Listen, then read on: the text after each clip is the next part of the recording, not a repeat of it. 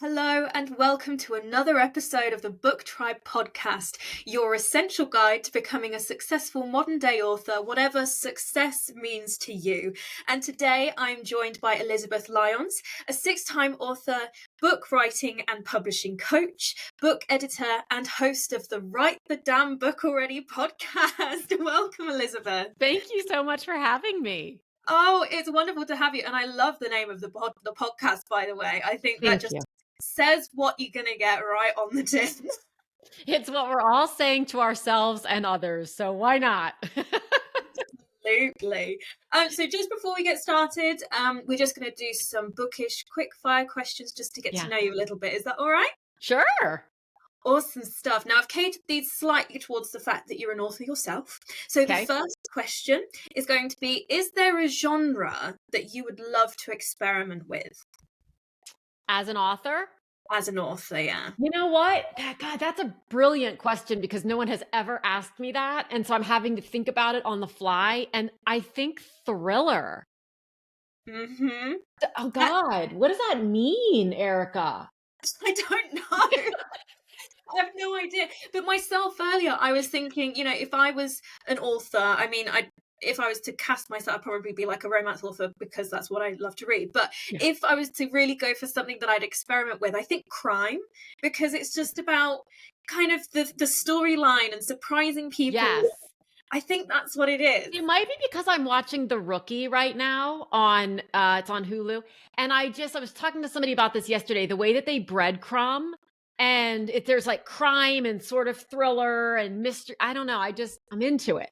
Yeah, no, I totally get it. Right, next question. Okay. If you were stranded on an island but were only allowed to have 2 books with you, which books would they be? Know that answer right away.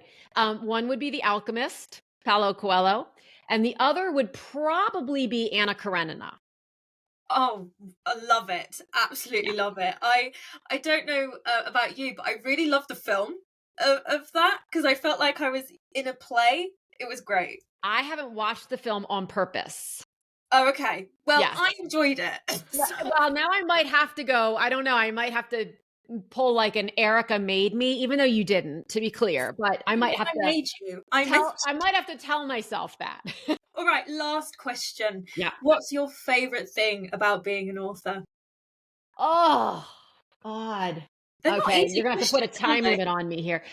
Truly, my favorite thing, and it's something that you don't really realize until you're writing, whether you're writing fiction, nonfiction, memoir, it doesn't matter. The amount of growth that happens, or I should say is available to you while you're writing, like personal growth is, it's like the hidden gift of being an author. I love it. No, I really appreciate that because, me, like many people, have dabbled in writing their own stuff. And actually, it's not that easy. But, in my own kind of just experimenting with it, I'm like, actually, I've realized that I'm not a very forthcoming person. There was a bit of self-discovery in that. And I was like, okay, that tells me a little bit about myself. And it's not about identifying those things and then shaming yourself or beating yourself up about it. It's just about noticing it, because then you can say, oh, maybe that's why I felt weird at that party last week. Or you start to be able to connect dots. And I just love it. Amazing stuff. Well, thank you so much for answering those questions. Thanks for asking. Those were great questions. They're fun, aren't they? They are fun. Let's talk about books. So it seems that, self-publishing has seen a bit of an influx in the amount of people that are doing and choosing to go the self-publishing route. What do you think is happening that means that, today, yes, we've got more people self-publishing, but what is happening today that makes it more difficult to publish now more than ever? I think that it's two sides of the same coin. So I think one of the answers is that, or a part of the answer is that there's so much more transparency coming to light about what the traditional process Really is. And to be very clear to anyone listening, I am not opposed to traditional publishing. I have many good friends who are traditionally published and have had good experiences, and also have had bad experiences. I have many friends who are self-published and have had good and bad experiences. But I think that for so many years, many of us in the author space held this vision of traditional publishing as an experience where you're going to get a huge advance, a huge book tour, a wonderful team. Like the red carpet's going to roll out. They're going to do all your marketing. You're going to sell tons of books and be famous and get to have dinner with Taylor Swift. And it's going to be amazing. And over time, so whenever someone comes in my experience, whenever anyone comes into a space and just blasts it from a place of negativity, they lose their credibility quite quickly. Instead, what I've seen happening in the last several years is people are coming forward without pointing fingers and without being supremely negative, but instead just saying, this wasn't exactly what I thought it was going to be. Most authors still have another source of income. So there have been many authors who I've spoken with in the last several months who have said, I got a 6-figure deal. I still have my day job. It's not and so I think that's sort of, it's not that it's making traditional negative. It's that the more that people understand how it really works, they're able to consider, is that really what I want to do? And for many people, the answer is yes. I still want a piece of that. Awesome. Because now you know what you're getting into, go forth. But for a large number of other people, they think, well, if I'm gonna have to wait 3 years for my book to come out, maybe, and I'm only gonna make 10%, like maybe what are my other options? Right. And so there's so much more support on a tactical level, and there's so much more availability. There are editors and cover designers and typesetters who have been in the traditional world who absolutely know what they're doing. So the gatekeeping isn't as robust as it once was. And self-published authors can have access to those resources, and they can have access without having to go the traditional publishing route. Yeah, and I think it's also this trend perhaps of in the fiction genre of people probably reading more over COVID and then feeling that they themselves can write, and then they're only, as you say, as piece of that accessibility stuff is that actually, they don't really see another way to do it 'cause perhaps they don't have that confidence in themselves to go the traditional route. I mean, factually, statistically, it's like 2% or something of all authors who go out on query and try to get a lit agent will end up with a deal and with a book released. It's a lot more difficult. And I am not saying that to be negative. I firmly believe everything is possible. And there are just incredible stories that prove that to be true. However, there are it's a business. Publishing is a business. So it is not always about, on the traditional side, do we love this writer? Do we love this story? It is, will this sell? Because they have an entire skyscraper of employees whom they have to pay every single month. And the vast majority of publishing houses will either be in the black or the red based on one book. So they're however many books they take on a year, they know that 90% of them aren't going to do as well as they would hope, but one of them will.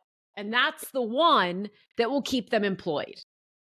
Yeah, absolutely. And I think, it is difficult sometimes for authors to consider that something that they put their heart and their soul into publishing, isn't what, it's just not the business kind of side, I don't even know how I'm trying to No, it's phrase hard that. you're saying it exactly right. It's hard for creative people. This has been going on for eons, right? It's art and business. When you try to combine art and business, it can get dicey. Yeah. And do you think that for non-fiction and for memoir writers that it's actually slightly more difficult to kind of publish a profitable book? I do. So, especially in the traditional side, because in the traditional side, historically, and nothing that I say is 100% across the board. I mean, I'm admittedly generalizing to a degree, but fiction sells on plot and nonfiction memoir sells on platform. And by platform, I mean, I don't just mean how many people are following you on social media, because that can be very, what's the word that I need today since it's Thursday? It's misleading. Yes. Right? It's really more about how engaged is the author with big groups of people. Are they a regular speaker? Do they have a very engaged and large social media following? Those sorts, they have a newsletter list, etc. So that's where nonfiction and memoir will typically sell. Fiction, on the other hand, can be a little bit, and you see the air quotes, easier for a new, like a debut author to get a traditional publishing deal if they would like, because if the plot is there, then the publishing house is willing to take a risk on the plot as opposed to worrying much about their social media platform.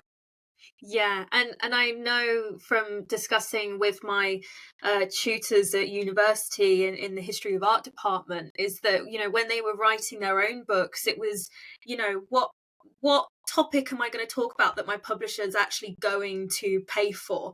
And so that's why you end up with 1 million books on Michelangelo, because, you know, it's clickbait. And then, you know, you've got to find a new way of approaching Michelangelo from a new angle just to get a book, you know? Right.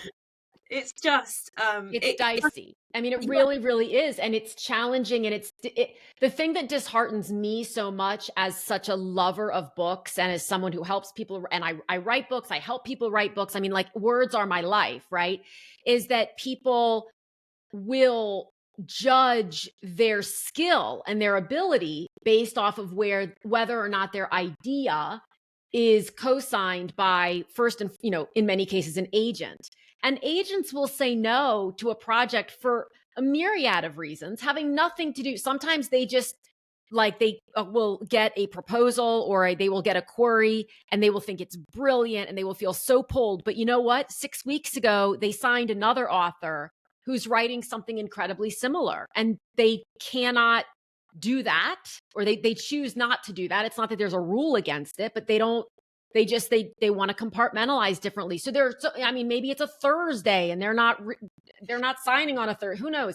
So we make it mean something that it absolutely doesn't mean, which what it does mean is that fewer great stories get into the world, whether fiction or not.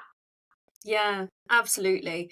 And so with the work that you do with authors, at what stage do they typically what stage are they typically at when they kind of come to you and ask for your help in whatever capacity that is? Yeah, all of them. I would say the vast majority of what I hear is either I've always wanted to write a book, but I don't know where to start, or I started writing a book however long ago, and I'm just stuck, like, I just can't get it done. And I don't know why, but it's nagging at me and just keeps coming back. What do I do? That's where I would say the vast majority of people find me, or someone like me is in that stage. Yeah. And is there like a particular goal? Is it that they want to publish a profitable book and make some decent money out of it? Or is it really kind of a range of different reasons? It's a range. And this is where there's a big difference in my experience between nonfiction and fiction. So many people with whom I've worked, who are writing nonfiction because they want the book to support something else that they're already doing. Maybe they're a therapist or a nutritionist or talking about women's health, you know, whatever. And so they want a book to help expand the number of people that they can reach, the number of people they can help. So they don't necessarily look at it as, oh, I want to make a lot of money off this book, but they do look at it as a way to build their credibility and reach more people. In the fiction space, oftentimes there is kind of a myth, we'll call it a myth, and a misconception, which is really the same thing, that if you can write, for example, a whole series in a specific genre, like right now it's fantasy or even romance, contemporary romance is huge. You can make millions of dollars. And a lot of this is being perpetuated by some pretty not great actors in the space who are, selling courses and programs that promise all kinds of things. So when people come to me and they say, I don't care if I make money, I always go deeper with that, because what I find is that people who say that, it's not that they don't want to make money. It's that in the nonfiction world, they feel a little bit badly about, is it okay for me to want to make money to help people? And that's, of course, if they're not already helping people. And in the fiction world, it's, I don't need to make money because they don't think they will. They're already like, I don't know if anybody will buy this book. So I don't want to come out of the gate and say, I want to make money. On the flip side, what I hear all the time is, or used to, I'm hearing it less often, thank God now, is I want to be a best-selling author. Because there are best-selling authors living in alleys. And that's something that I have been saying for 7, 8, 9, 10 years. Like, I just keep it on repeat because people don't. So when people say I want to be a best-selling author, well, what do you mean by that? And inevitably what we get to is, I just want to impact a lot of people. I want to entertain a lot of people. I want to inform a lot of people. I want to help. I want to guide. And that's a wonderful thing. Yeah. Right. Yeah. It really sounds like there's a real mix. Oh my gosh, there's such a huge mix. And it's just, I spend more time just trying to sort out what people are hearing that they think is the newest magic bullet, which is in every space, right? If you're on social media, there are the people who are like, I can teach you how to go viral and make millions, or I can teach you how to be an affiliate for these clothing lines. And I'm not saying anything about any of that, good, bad, or otherwise. It's in every space. And so a lot of it is challenging because I spend a good bit of time saying, look, I'm not saying this to be negative. I'm saying this so that you will have a good experience long-term and love being in this space, because it's such a wonderful space. And if you can go into it with the right mindset and the right expectations, you're going to have so much better of an experience and you're going to love it more and beat yourself up less. So let's start from there and then see what happens. So we've already kind of mentioned myths and misconceptions. What other kind of misconceptions do people often go into the writing and publishing process with? It's easy. Like, I can just write a book, how hard could it be? Which, by the way, were my famous first words as well. Like, how hard can this be? And which is further propelled by the numerous, once you start searching how to write a book, you will inevitably start being served on social media. If you're on social media, all of the ads that are like, I wrote a book in a weekend and I made $200,000 and here's how you can do it as well. And so that, of course we want that. Oh my gosh, wouldn't we all? That'd be lovely. But so I understand why we buy into that, but it's not that. And so then what happens is it takes people a while to write a book. And that's why I started my podcast, because I wanted to interview authors, in all different genres, all different publishing platforms, who were willing, and they all are, and I love it, to be transparent enough to say, it took me 7 years to write this book, or it took me 1 year to write this book, or I write, whatever it is for them is what it is for them. But to have that variety and to allow others to actually hear, oh my gosh, it can take 7 years to write a book. And so that means that I'm not bad at it. That's one of the biggest misconceptions, that it's easy. Number 2, I would say is that it's a quick path to success. And by success, I loved the way you said that in the beginning, however you define that. So I'm always encouraging people and myself to, what is your definition of success? For some people, Erica, it's, I wrote the book. Yeah. Right. I sold it when I wrote my very first book published it back and wrote it back in 2004.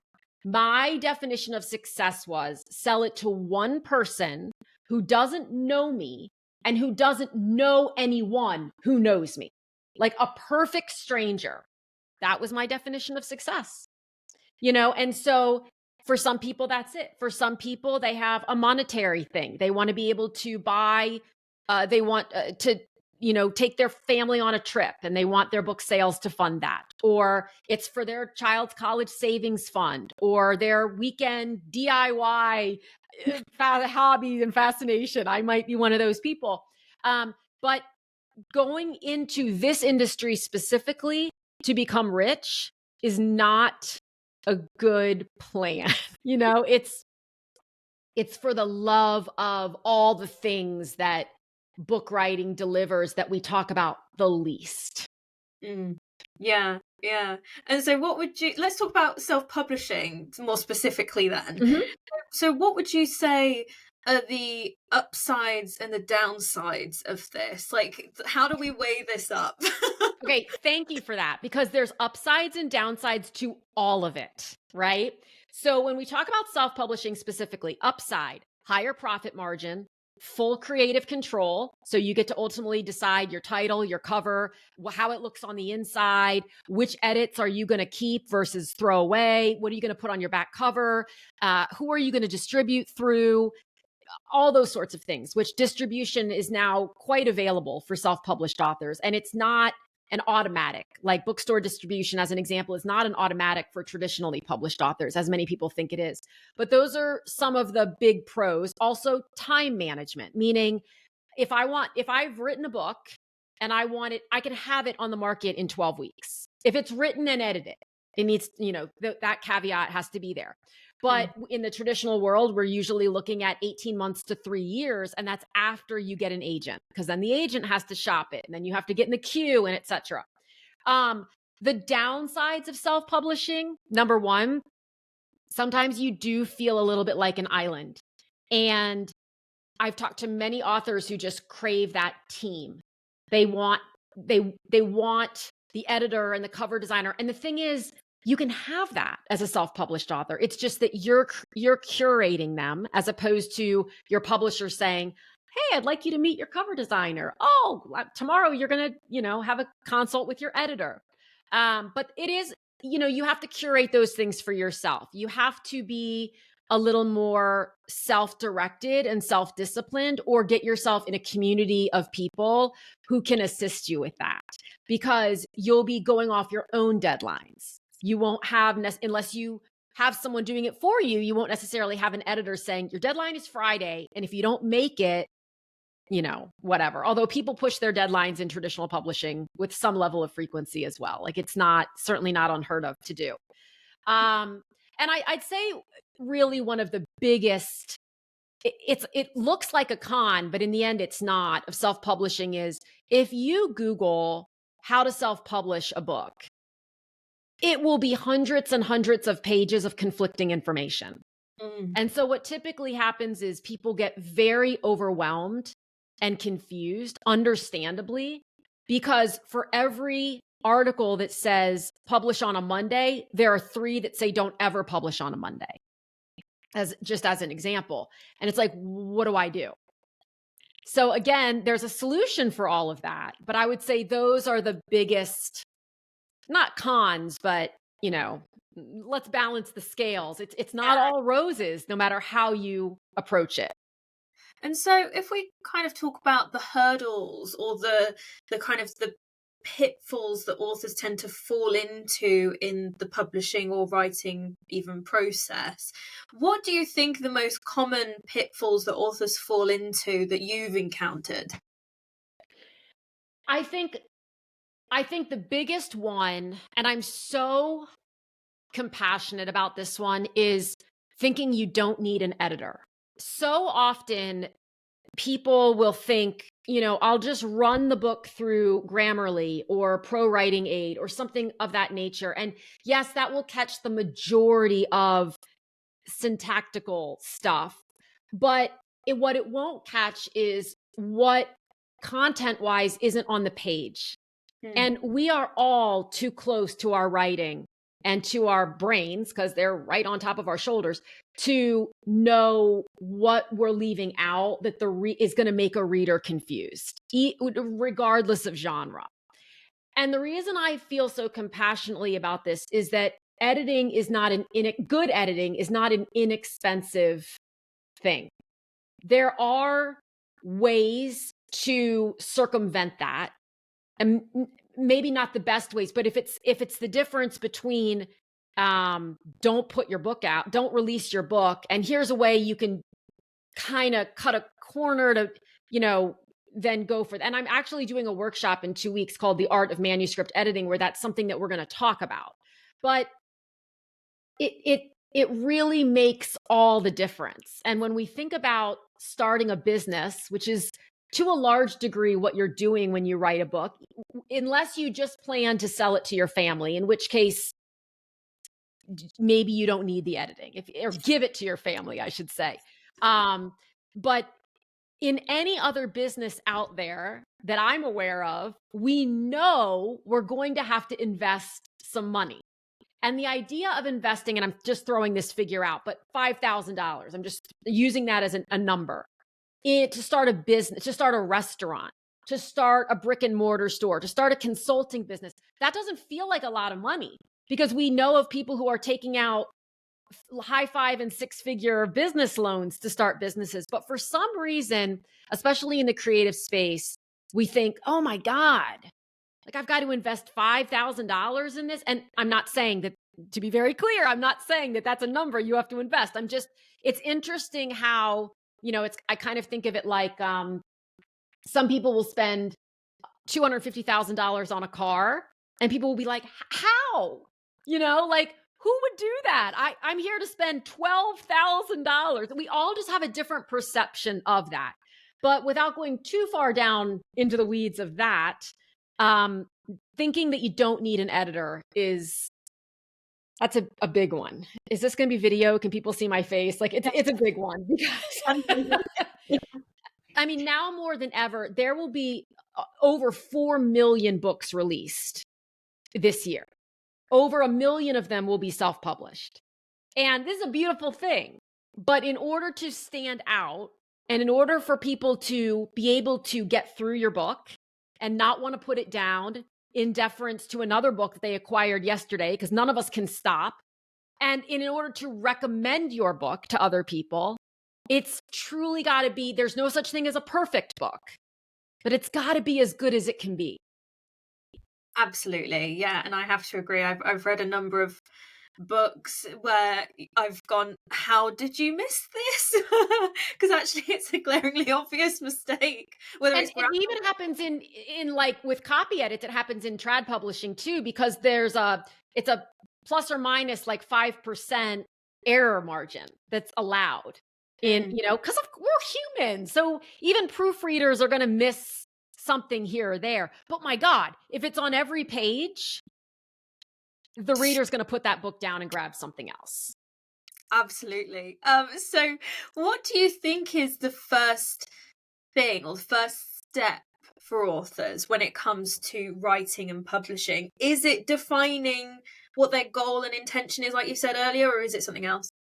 So I actually kind of developed this thing called the third layer why, because whenever we're starting a business or doing something, people talk ad nauseum about what is your why. Always come back to your why. I mean, there have been, books written, lots of them, about defining your why, but I think it goes a little deeper than that. So many times I encourage people to, really understand why you're doing it. So the first layer is just the basic, why are you writing a book? Because I want to, whatever. The second layer is, what's the benefit to your audience? So whether you're writing fiction or nonfiction, how are they going to benefit? Well, they're going to be entertained. They're going to learn something, blah, blah, blah. But the third layer is where it gets really, that's where the rubber meets the road, because the third layer is, what is it that you as the author are super passionate about that this book is helping you, like, to come out of you and into the world? So for people who are writing nonfiction, and I've worked with several authors who have written about domestic violence, addiction, just varying levels of personal growth. They just want to help. They are so passionate about changing the conversation around certain things, about being a support for somebody in a way that they didn't have, but really needed. And in the fiction world, it's like, so I'm working on my first novel right now. We get strangely attached to our characters as though they're real people. And you get this, to me, you get to this tipping point where it's like, if this doesn't release, this character will never be seen by anyone. It's like, are you going to put baby in the corner type situation? So I think that's really one of the first things. Is a lot of people think the first thing is to sit down and start outlining. And I personally suggest that the first thing is get really clear about why you want to do this. Because again, if you're going to say, well, I want to do this because I want to make millions of dollars and live in a castle on a deserted island. I mean, that's cool.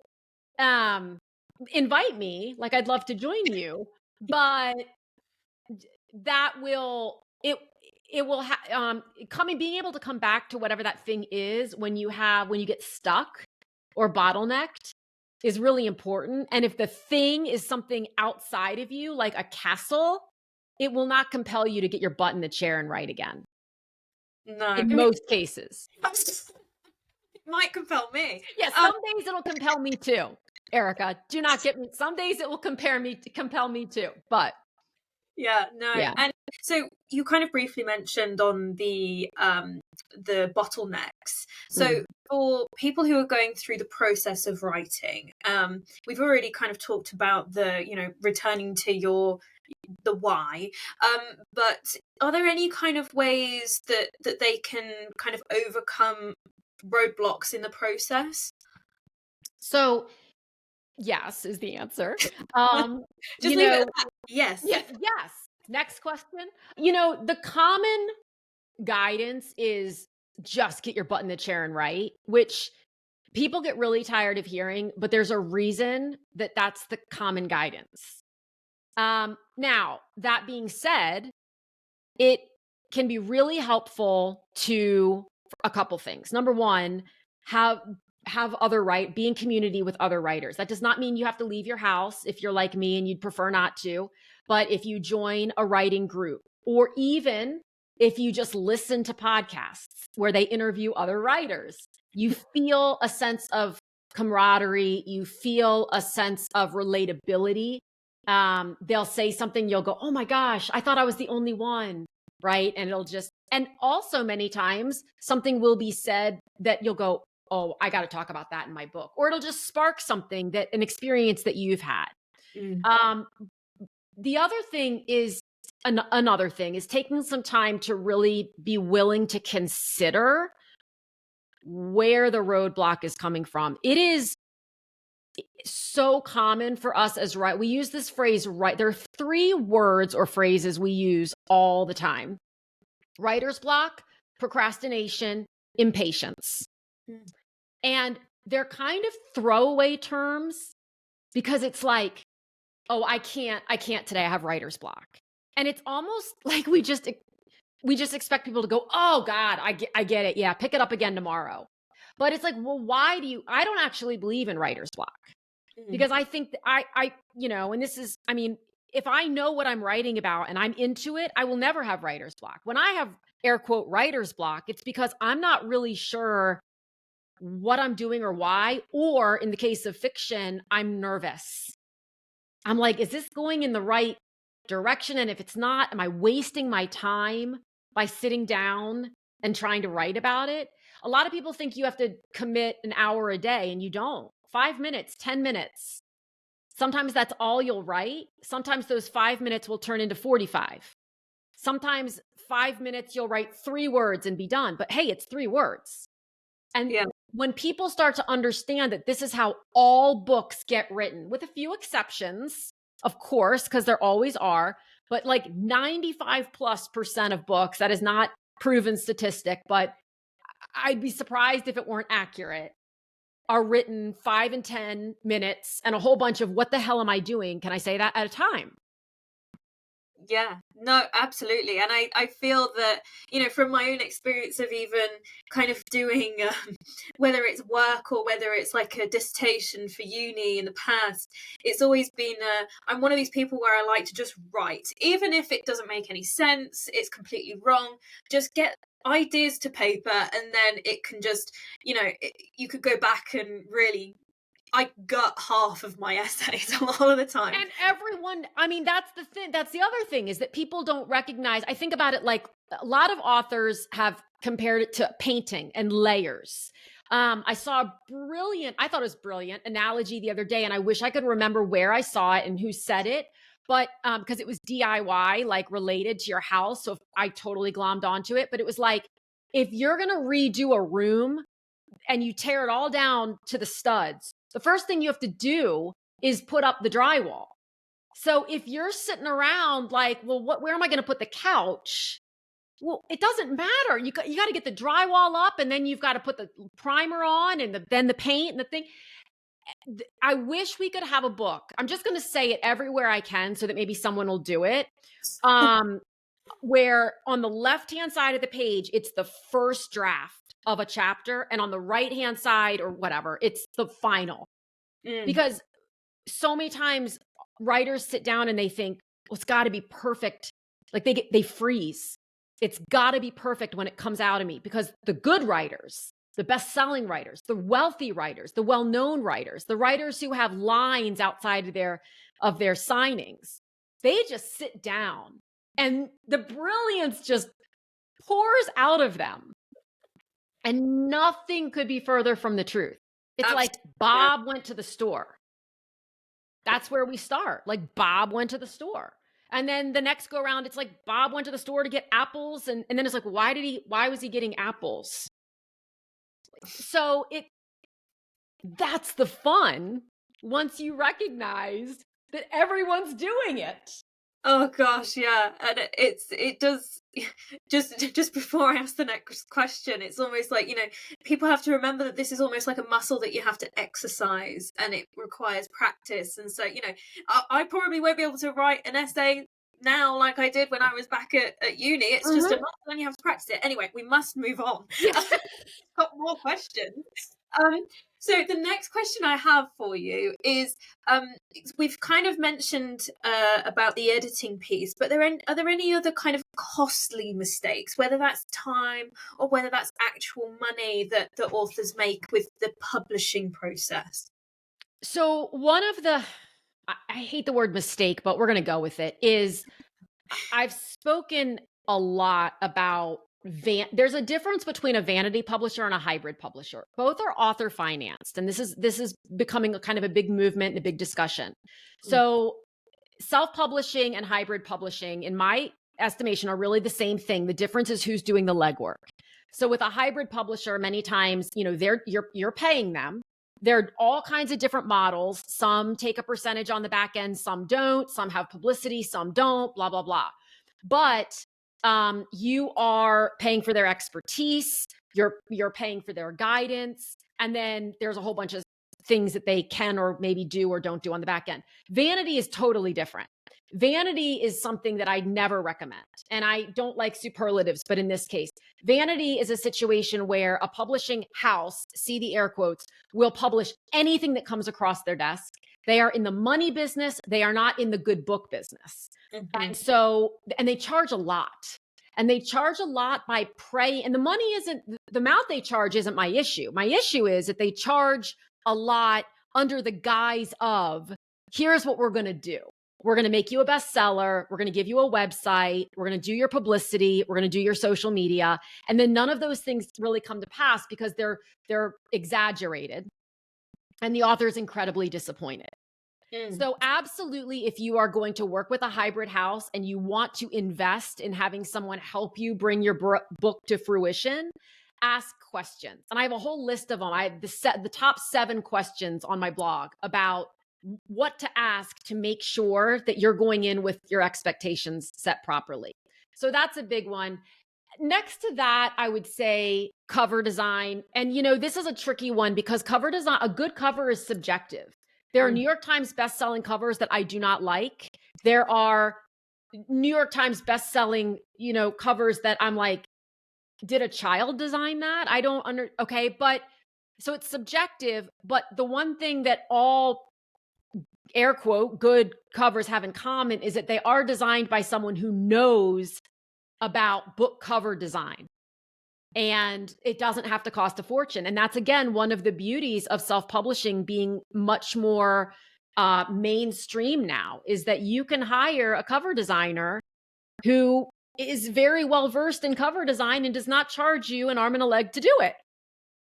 Yeah. And as you say, there are so many different kind of options available, and the internet and social media makes things so accessible that you are able to shop around a little bit and see what your options are. Definitely. And what is it, we haven't really kind of defined what to you the key factors are that contribute to an overall success of a book. So what things do you think really make a profitable book? Here's the thing. No one knows.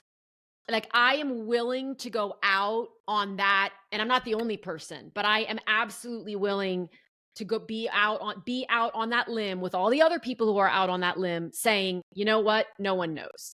There are a lot of people who will say, well, if you have this and this and this and this, it's going to go well. There are so many manuscripts that I read, or published books that I read, that didn't go big, that to me, I can't imagine having not read. Mm-hmm. Right? It could be the day of the week. There's a little bit of a lightning in a bottle situation. And so you really, as an author, you put your very best foot forward. You write the best book that you can. You surround yourself with the best people that you either hire or are, put into with a traditional house. And you believe in the book so much that you do whatever you're comfortable with, and maybe a little outside what you're comfortable with as far as marketing and PR. You push yourself a little bit, you grow your own, you lean into your edges and all these things that people say, right? But so much of it is just, we don't know. We don't know. My first book, which is about twins, getting through the first year with twins, is still far and away my highest selling book. And I never talk about it. Meanwhile, I talk about Write the Damn Book Already and Enough and You Cannot Be Serious all the time. And sometimes I feel like I'm begging people, like, I'll pay you to, I don't know. And so if I were a super disingenuous person, I'd go out there and be like, listen, I've sold 70,000, or, I don't even know what the exact number is. I know it's very high, but I've sold X number of copies of this book, and I can teach you how to do it too. But that would be a lie, because I have no idea how that's gone. And to be clear about the profitable book thing. So I came up with the term publish a profitable book years and years ago. Number one, I love alliteration. But to be very clear, profitable means something different to everyone. And I do believe that any book that you really put your heart and soul into has the ability to be profitable. But by definition, that just means that you've made a penny over what you invested. Like, I'm not saying that you can publish $1 million book or make 6 figures a year writing a book or any of those things. It's just, if you're not, you don't have to be willing to go out and market it. But if you're not, you can't be upset that it's not, doing well. I mean, again, just look at like book 1 and book 6 of mine. It's like, what? I got nothing. Yeah, it is pretty much a, best practices, but there's no guarantee. Yes, there are absolutely best practices. There are, if we want to call them, shortcuts. And all that means is, don't do this because 20 other people already did it and it really didn't work. Like, just whatever that is, they're absolutely best practices. Follow them, talk to people, see what they're doing, be creative, be willing to try new things. I try a new thing every single day. And then some days I just lie on my couch all day because I don't want to. I don't want to people. I don't want to talk about anything. But yeah. No, I completely get it. And so just kind of talking about resources that are available to authors that you might recommend that they tap into, are there any kind of places you might send them that will help them to kind of maybe write and publish their first book? Well, okay, so to be completely self-promo, I mean, I have a ton of resources on my website, but in addition to that, there are some other resources that I have come to really love. So one is, and I talk about this podcast a lot, the shit no one tells you about writing. Well, first of all, subscribe to this podcast, subscribe to the book tribe, like be part of a tribe. Come on. The shit no one tells you about writing podcast is phenomenal. K.M. Weiland is an author who has multiple craft books and sometimes you can only read so many craft books, but before you're just procrastinating. She also has a wonderful podcast that's great. Jane Friedman is an incredible wealth of information on both sides, very unbiased. Just here's what I'm hearing. She's wonderful. It's just find a space where you feel happy and you feel supported and you feel like these are my people. They get me, I get them, and just dive into that. And if you had one piece of advice that you could leave our listeners with for today, what would that one piece of advice be? Is it too cliche to say, write the damn book already? But that's it. Just be willing, be curious. My favorite question is what if? Mm-hmm. Because what if can be so negative, like, oh God, what if this goes badly? What if it's not well received? What if somebody gets mad at me? What if I get sued? Let's flip it. What if you help somebody? What if someone loves this book? What if you end up writing 20 books? What if this introduces you to your new best friend or your new life partner or who knows what? What if? Love that. And what a great ending for today's podcast. And we'll provide the links to your website and the additional links that you've provided us with in the podcast description and on our webpage. Yeah. But Elizabeth, it has been absolutely wonderful to talk to you. I've learned a lot and I really appreciate your time. Thank you so much. I've loved being here.